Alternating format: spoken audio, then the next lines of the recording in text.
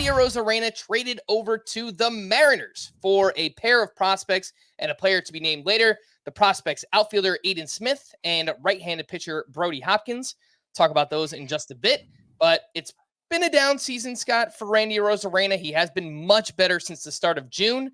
284 batting average, 7 homers, 20 runs, 17 RBI, 9 steals since the start of June. So that's more like the player we were expecting coming in, but it's a downgrade in lineup, slight downgrade in ballpark. What are your thoughts on Arozarena to the Mariners? I don't know that it changes his fantasy value that much. I mean, I'm just thrilled that he's gotten back on track since the start of June, and it's it's a bad lineup either way. The Rays are 27th in runs scored. The Mariners are 28th. I know Julio Rodriguez is out for the Mariners, but it's not like he was producing like Julio Rodriguez anyway. Um, it's if you're just looking at park factors the last 3 years, overall park factor, Seattle's the worst. So it's a downgrade in venue. It is middle of the road right-handed home runs for right-handed hitters. It's middle of the pack. And if you look at the expected home runs by ballpark on Baseball Savant, so using Statcast data, some years he would have hit more home runs playing all his games in Seattle. Some years he would have hit fewer home runs. You look at his career numbers in Seattle, Randy Arozarena, it's only 11 games. So maybe it's not even worth speaking about, but the numbers are fine. In those 11 games, 289 batting average, 3 home runs, and 844 OPS. I think Randy Arozarena will probably be about the same in Seattle, and I'm not planning to move him to adjust his ranking based on this trade.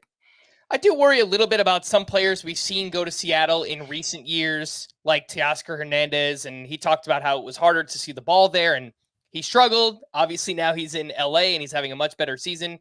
Mitch Garver signed there this year, and obviously has not been great. I think Randy Arozarena, probably similar caliber player to someone like Teoscar Hernandez, but everyone's different. We've seen hitters struggle in Tropicana Field where Randy Arozarena has been fine. So overall, it's probably a slight net negative for Randy Arozarena, but you're right. I think the bigger picture here is that he's been much better since the start of June, which is what we've been waiting for most of the season.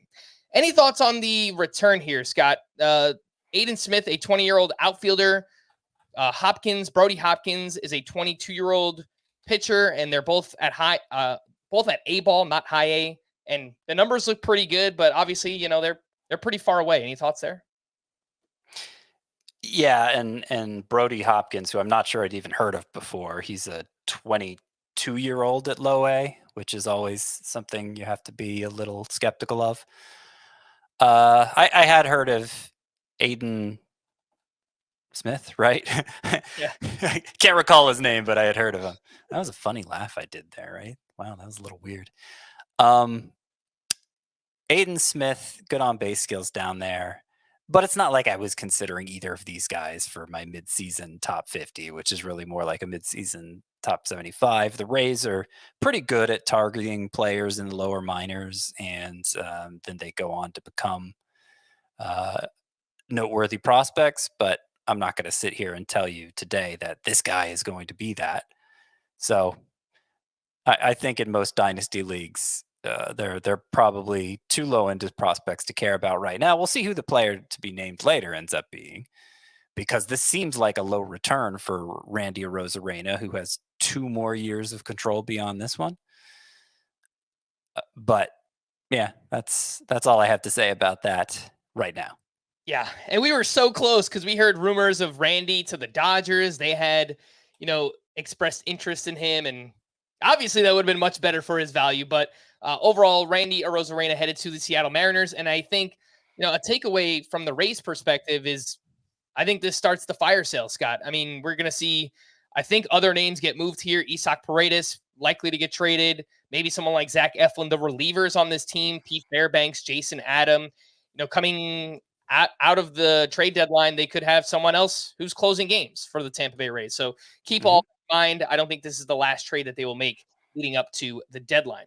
And I'm pretty confident we're going to see Junior Caminero at some point here in the next 2 months. It may not be until September because remember he got a little over a week in the majors last year. So if they want to preserve his rookie eligibility for next year, where he can potentially score the race and bonus draft picks, then they would have to wait until about the start of September to call Caminero up.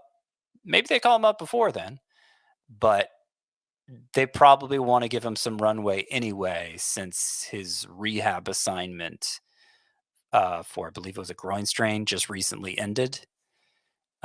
So they probably want to see him get hot down there first. But like right now, they don't have third base covered because Isaac Paredes has moved over to first base with Yandy Diaz being away from the team for an indefinite period of time. So Jose Caballero has been getting most of the action at third base, but he's kind of fallen out of favor. And I think if Junior Caminero is still available in your league, I understand only tangentially related to this trade, but I do think he's worth stashing.